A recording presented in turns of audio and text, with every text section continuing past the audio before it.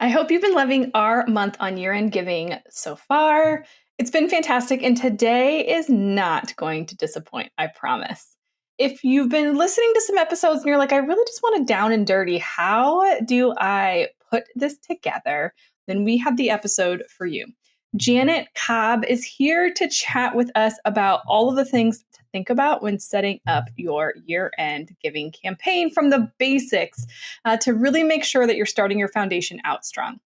Janet Cobb has worked in the nonprofit arena her entire career. She's a certified fundraising executive and a certified nonprofit professional who is committed to creating positive change through helping grassroots organizations bring their vision to reality.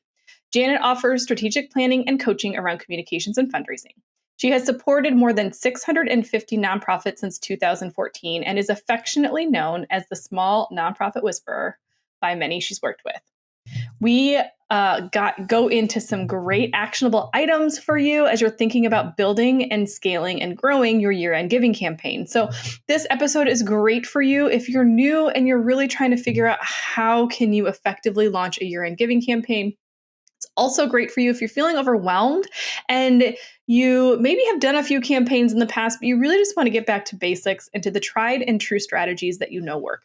Multi-channel marketing, really making sure that you're putting your story out there and talking with your donors, connecting with them. She gives some really great tactical advice.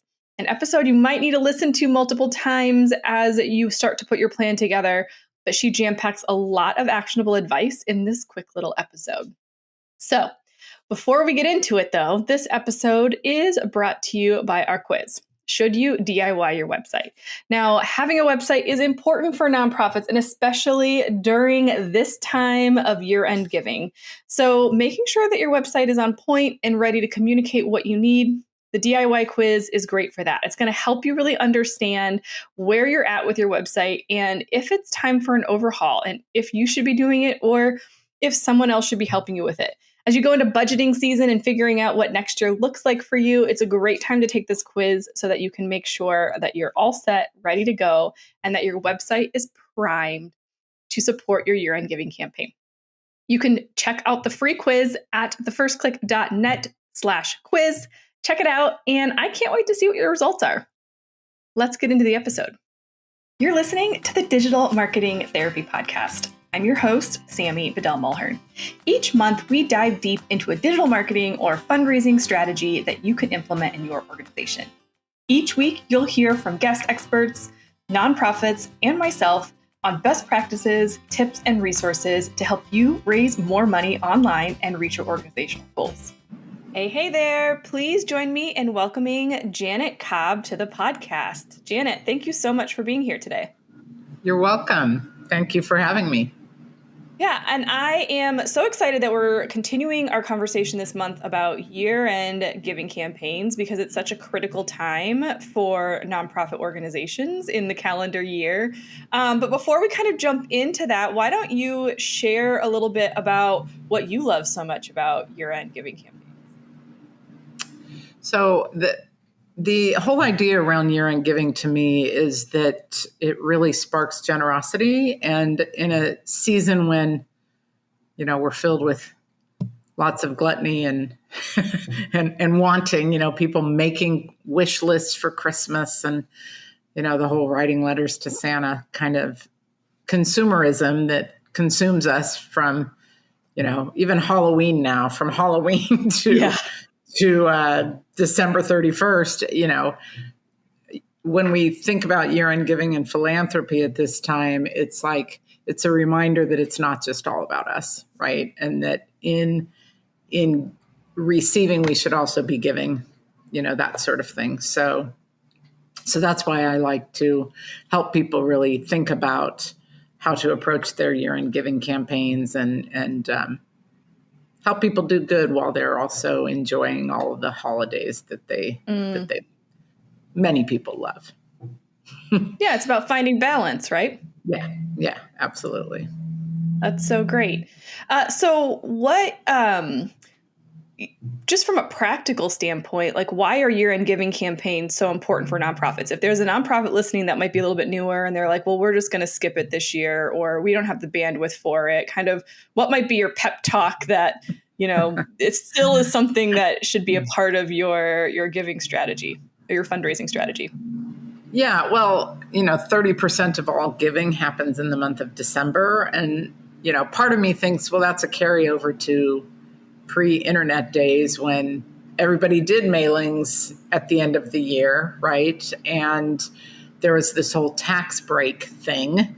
But since 2017 with the new tax laws, there's less of that because people don't itemize. Or a lot of people don't itemize. And also, I think even though there is more giving because online giving and people are changing their strategies and asking more at different times of the year, people still want to be generous at the time when they're also feeling kind of selfish. The biggest time to volunteer at food pantries and homeless shelters is Thanksgiving, right? People want to believe themselves to be really good, altruistic people in this time of year for whatever reason. So let's capitalize on that, right? Let's encourage that. Let's really be part of that opportunity for people to be better people than they might be the rest of the year.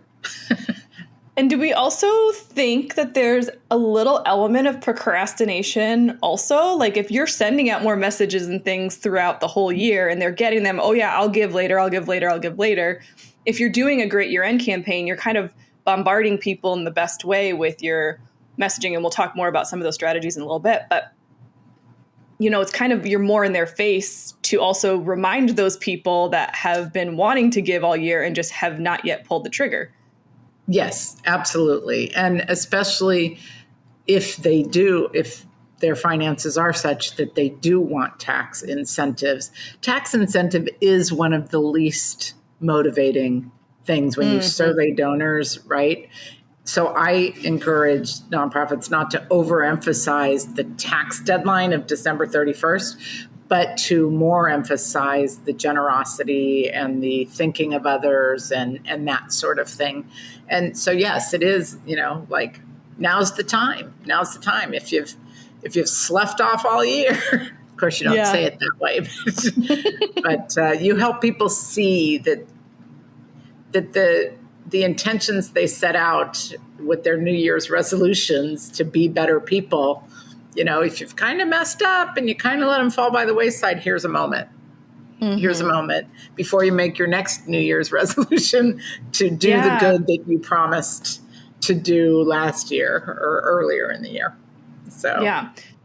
Well, you kind of mentioned earlier, year-end campaigns have definitely transitioned from big cumbersome mailings, mailing in checks to kind of more online strategies. So some organizations may feel a little bit discombobulated. Like, where do we go? How do we do? What strategies are working? Things like that. So, if we were going to start fresh this year and kind of be like, okay, we're going to really kind of do this the right way, where might we want to start in thinking about crafting the strategy around our year-end campaign?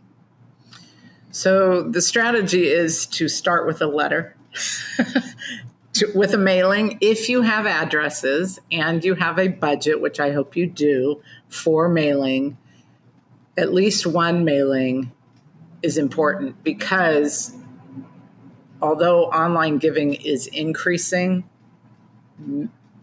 postal mail giving is still the primary mode of giving. You also want emails, and you don't just want one email. You want, over the course of from mid-October to December 31st, you want a good chunk of emails. Some more concentrated, a few in a week, around the end of the year, around Giving Tuesday, but at least once a week, once every 10 days, from mid-October to the end of December. And you want that because people are bombarded, like you said, with all sorts of things, and they need to be reminded. How many many people, get a piece of mail and put it on their kitchen table and it falls to the bottom of the stack, right? So then they get an email and they're like, ooh, I remembered, I got that letter. And that happens to me all the time. I get emails, they're in my inbox, they fall to the bottom of my inbox. I get a letter and I'm like, ooh, yeah, I did want to give to this organization. Mm-hmm. But if you don't have a way for me to go and give online, you're not getting my money. Whereas there are other people who say, send me an email to remind me, but if there's not an easy way for me to mail in a check, you're not getting my money. So what we want to do is use a multi-channel, omni-channel approach so that people are hearing it in more than one arena, right? In more than one life. Our online life is different than our front porch life, right? Text messaging, if you can do it, phone calls, if you have that capacity. So I think you really want to say, where are my people who care about what I care about, and how can I reach them? So it might be social media.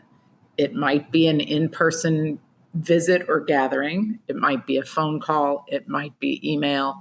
It might be snail mail. So you want to try, rooted in your own capacity, to do as many of those things as you can.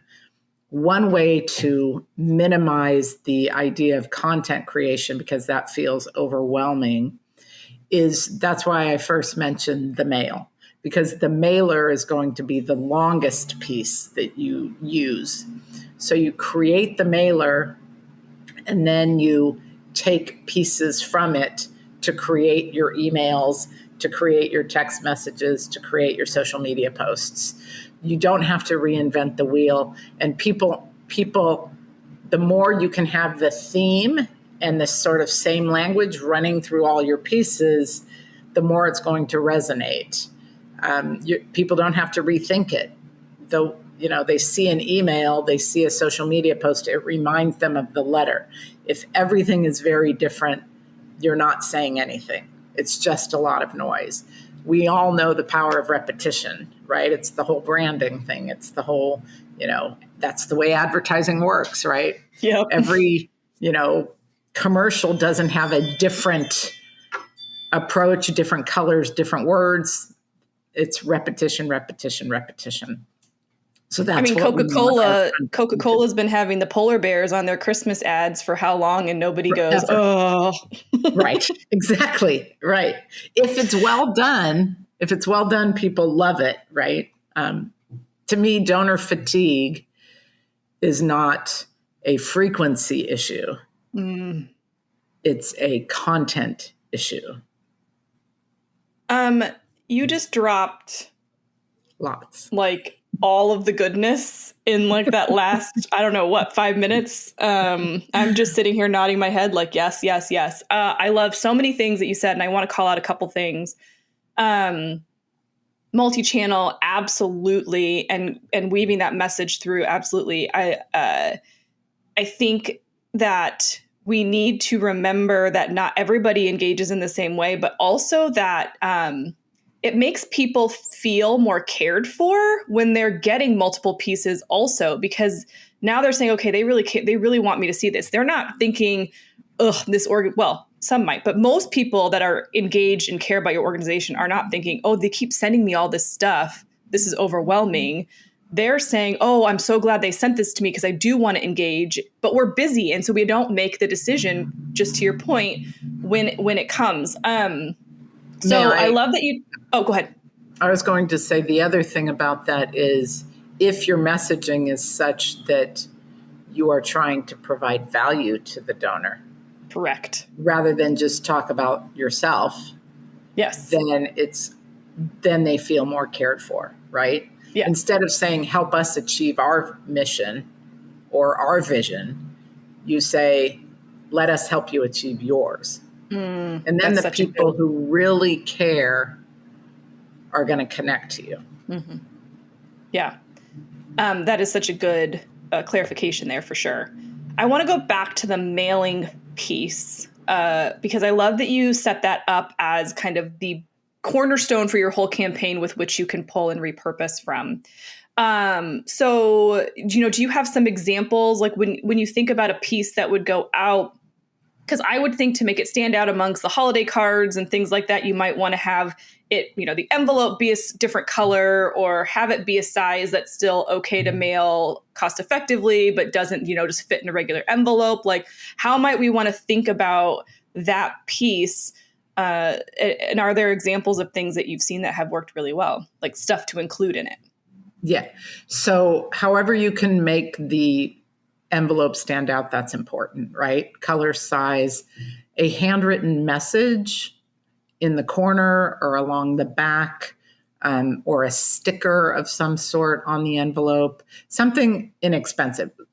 Larger organizations have the money to do all the fancy stuff, right? Mm-hmm. But if we're not that, then we need to think of cost-effective ways to do that. And those are some of those ways. A different stamp even, get a special stamp of some sort. But some sort of question on the envelope, whether handwritten or printed. Please don't use window envelopes that look like bills. That would be one thing. Don't do that, Yeah. Yeah. So an envelope is like a subject line. You got to get them to open it. If the subject line doesn't resonate or the envelope doesn't stand out, it's junk mail. Mm-hmm. Yeah. I think that's brilliant. And you see, we get stuff all the time from organizations that I don't open because inside is just, oh, here's some stamps, or here's some, they try to be a little bit gimmicky. And I think people can see through that. So it's the authenticity of what your organization does, and getting creative and having fun with it, but making sure it's in alignment with the work that in the community that you serve. Yes. And, sometimes I've seen where participants in programs will be the people who write the handwritten message on the envelope. And it can be a consistent message that's part of your theme, or it could simply be, thanks for all your support, or, Mm-hmm. Something just a heartfelt, hey, hey, Sammy, we love that you're in our community. Yep. Just something that's going to draw the eye. And Yeah. your name Okay. always draws your eye, by the way. Yeah. Well, because it shows you put extra effort. Yes, exactly. Yeah. Okay, so let's talk about the piece on the inside then. You touched on, let's make it about the donor. Let's show them our impact, but doing it by taking our donors' values and motivations into account. So what types of things would we want to put on the inside of this piece? So content-wise, I think one of the big things is I hesitate to say we want to make it about the donor. We have the phrase donor-centric fundraising and that sort of thing. I don't think the donor needs to be the center. I think they need to be able to find themselves in the story that you're telling, right? So they are inside the scene. We live and breathe what we do every day. Donors don't necessarily. So we have to bring them in like a good movie or story so that the universal cause or emotion that we're trying to evoke is done in a personal way, and then the personal becomes universal. That's how we create empathy, which is what happens in movies and stories and novels, right? So if we can write our letter in that way so that I can connect with what you're trying to tell me. If I don't connect, if it has nothing to do with me, then why am I going to invest in this, right?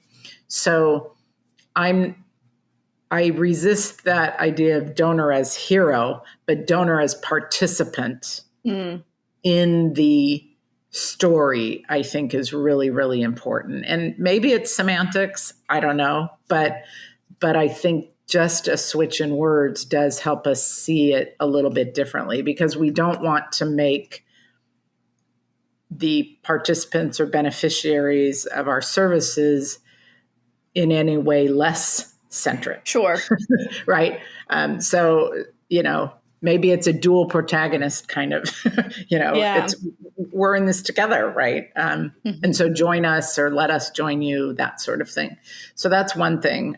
Make it very, the singular effect, right? If you're working on a cause that is big, which most of us are, nonprofits, we've got to bring your cause down to something that is manageable and doable for the donor. I cannot solve that 11 million people go to bed hungry in the United States. Yeah.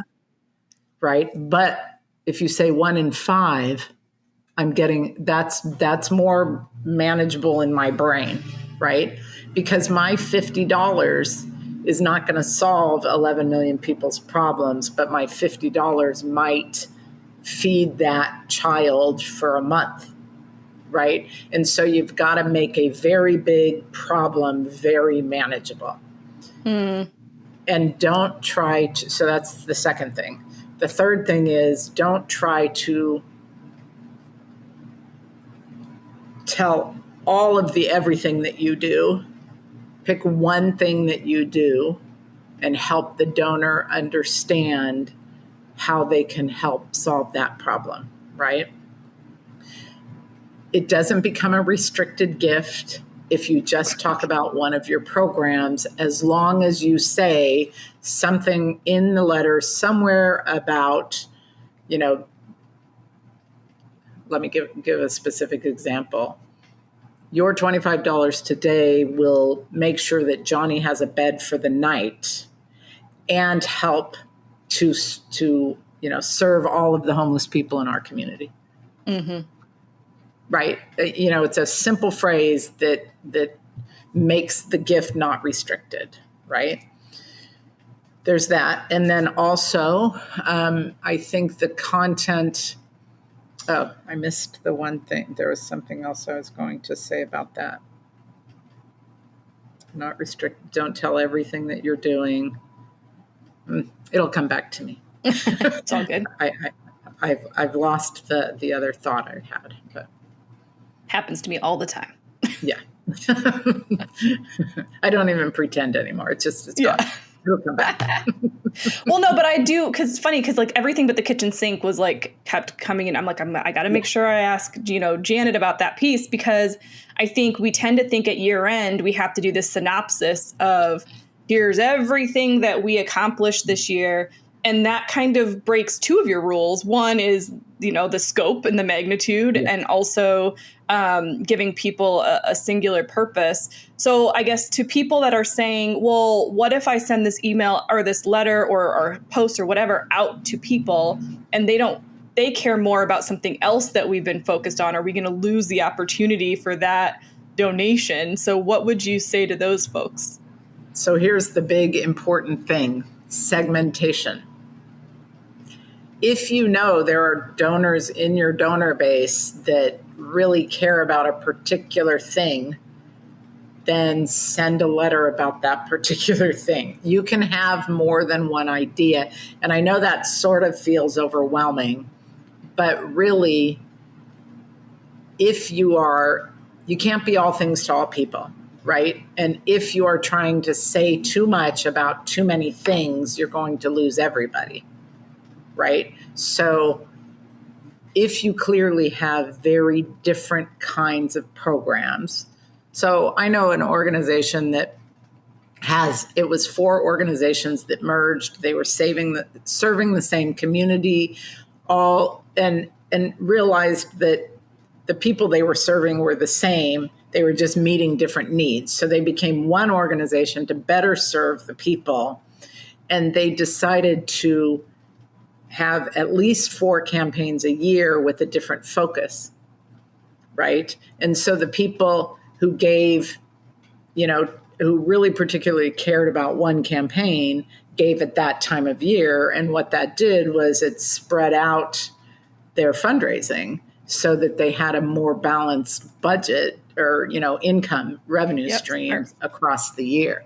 So you could do it that way. If you feel like you can't segment at year end, pick the group, pick the theme, pick the idea, the program that more people adhere, sort of lean towards at year end then, because that is your biggest campaign. Still send it to the other people, send it to everybody, but know that some of those folks are going to be giving it when you send a different campaign. But if you can segment and send 2 or 3 or 4 different letters to different populations, then of course do that. Yeah, because you get $0 from the people you don't ask.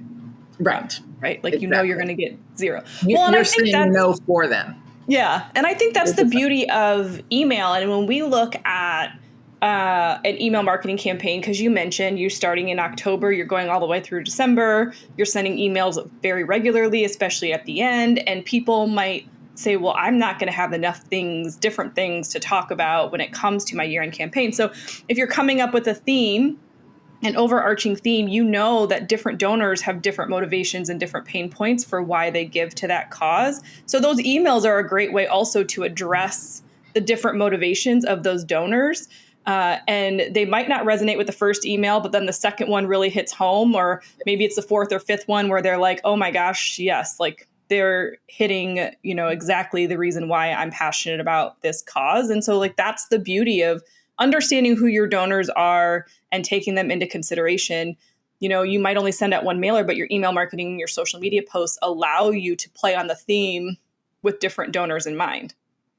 Absolutely. And the mailer, because it's going to be long, 4 pages, not one, front and back of 2 pieces of paper at least, 14-point font, those sorts of things.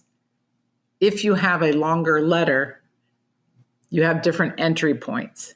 Mm-hmm. So you're focused on the same sort of story, but you're bringing in different angles, those different angles of what the donor might be looking for, the donor might be thinking, right? And then that's where you pick up your email pieces, right? Yep. So yeah, you want to make sure that you're tapping into the emotions, the different emotions that lead people into this arena, this cause area. Yeah. And touch on those throughout the campaign. Not all except the letter, but not all in every social media post or whatever, right? Yeah.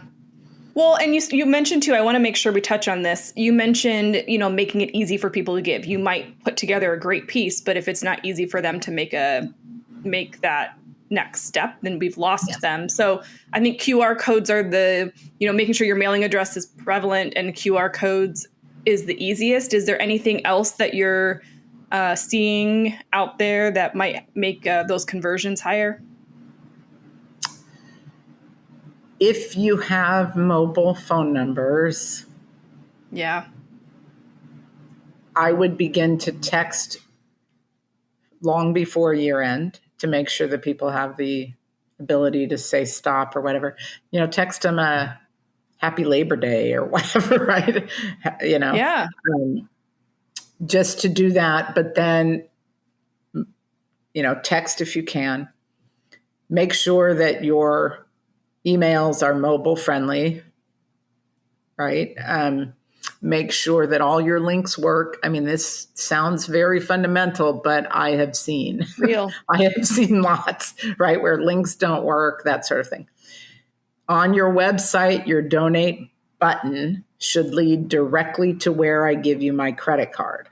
Mm-hmm. You don't want, I always think of, I'm an old lady. I'm an old lady and, sorry. I'm an old lady and I remember the commercial of the Tootsie Roll Pop. How many licks does it take to get to the Tootsie Roll center of a Tootsie Pop? How many clicks does it take for me to give you my money? If I click the donate button and it takes me to a page that I have to scroll down and it has 7 different ways for me to give, And then I click on that, and then I have to read a story before. No, your donate button needs to link straight to your where I give you my credit card. If you can introduce Apple Pay, Google Pay, all of those payment methods, the more you have, the better, right? If you can, I mean, I would definitely make sure that you have monthly giving as an option. Yep. Because some people, lots of people, will give their very first gift even as a monthly gift if the price point is right.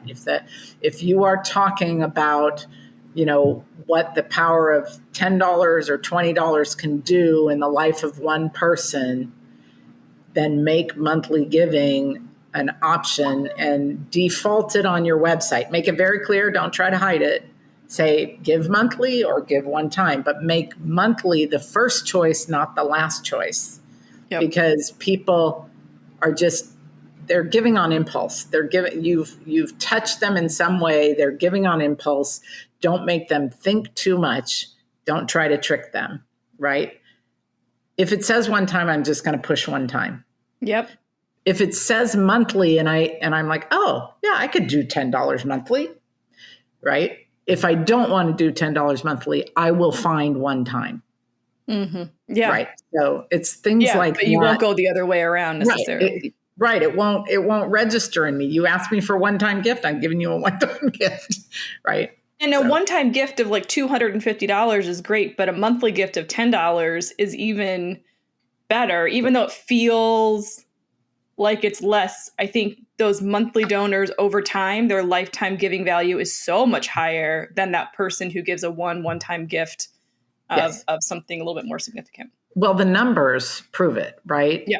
A first gift, the retention rate is something like 19% now, right? If you can get them to a second gift, you're at like 60%. But if you can get them on a monthly giving pattern, it's something like 85, 90%. Mm-hmm. Yeah. Oh, and their lifetime giving, monthly donors tend to give about 3 or 4 years. Mm-hmm. Right. So plus additional one-time gifts. Yes, plus additional one-time gifts. It lessens your workload moving forward in a lot of ways, because then you're stewarding donors. You're not trying to acquire new ones. So many people focus on acquiring new donors when really, if you stewarded the donors you have and then cultivated the people in your audience who are not yet donors in a way that you become the trusted source of all things in your cause area, they will convert. See, now you all know why I wanted Janet to come on this podcast, because I have been saying these things to you over and over again. And so it's always good to have another expert come in and say this. I'm like, so excited. I love everything that you're saying, and not just because we agree with each other, but because it's just such good stuff to remember as we go into year-end giving, because it can feel overwhelming. There's a lot going on. You want to spend time with your own family and do your own holiday thing. But I think what you've shared here is a lot of prep work on the front end, and then it can all just kind of run. And then maybe you're just doing some one-off phone calls and checking in with people as you see the gifts come in. Maybe there's some obvious people that are missing from the list, that you can kind of follow up with one-on-one. So I like the way that you've really laid this out.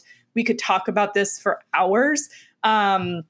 But I think you gave people a lot of good stuff to dig into and get started with. But if there was kind of any last piece of advice, what would you want to share, Janet?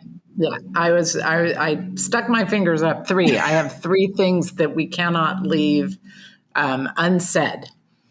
One is, if you have really higher end donors, they should not get the mass mailing, right? Separate out the top 20% of your giving pool. They give you 80% of your dollars typically, right? They should be getting a personal approach at year end. Ideally, it's very early, and you're asking them to leverage their gift so it will go further with a matching gift, right? Because we always tell the smaller donor, your dollar will be doubled. Yeah. But we also need to remind the major donor, their dollar will be doubled, right? Because by offering it as a matching challenge, you're encouraging more people to give, which wouldn't happen without that. Okay, so that's one thing. Approach major donors differently, and when you can, ask them to create a match. Second thing is start early and get it all ready ahead of time. I do not want anyone who's listening to be spending the last week between Christmas and New Year or Hanukkah and New Year doing fundraising. I hate to say it. I'm against the grain. No, don't be in the office. Take that week off. Everything should be set up and going out automatically, right? Don't do that, right? And then the third thing I would say is make sure that you have your thank you in place and ready to go. People who receive a heartfelt thank you, not the transactional receipt saying their credit card was processed, right? And not just a form letter, but a real heartfelt thank you. If they can get that within 48 hours, they are 4 times more likely to give again, right? So don't neglect the thank you process in the planning process. Regardless right? of gift size, right? What was that? Regardless of gift size, right? Regardless of gift size. If someone gives you $1, they get a heartfelt thank you from you. Yeah. That that gets you their dollar. out of that 19% retention rate. Like that's a huge step towards building that. I love that. Absolutely. Yeah. Janet, so much goodness. I know people are going to want to connect with you if they want to learn more from you and some of the amazing work you do with nonprofits. How can they do that? So my email is janet@janetmarycobb.com. That's the easiest way to connect with me. I have a website, janetmarycobb.com. My contact information is there. I'm on LinkedIn, Facebook, and Twitter and all that. You won't really find me, and it won't be nonprofit related, right? LinkedIn, and my website, janetmarycobb.com. I love that. And we'll have all of that linked up in the show notes at thefirstclick.net/228. And we are in October when this podcast is launching. And so now this is perfect time for you to just, if you haven't started yet, you're not too late. Get going. And Janet, this was amazing. Thank you so much for sharing all of your wisdom. Thank you for having me. I enjoyed it. Wow is all I can say. I loved everything that Janet shared, all of the wisdom and insight that she gave us. So many amazing tools, resources, ways to think about your year-end campaign and simplify it. I love that she shared ways to simplify it while still making sure that you're showing up in all the places where you need to be showing up to. So again, show notes at thefirstclick.net/228. If you enjoyed what you heard on this episode, please subscribe wherever you listen, or if you're watching this on YouTube, subscribe there and ring that bell. I appreciate you giving us that feedback. And of course, you'll want to subscribe so you don't miss out on the hidden bonus episodes that come out 2 times a month. Okay, for now, thank you so much for listening, and I'll see you in the next one.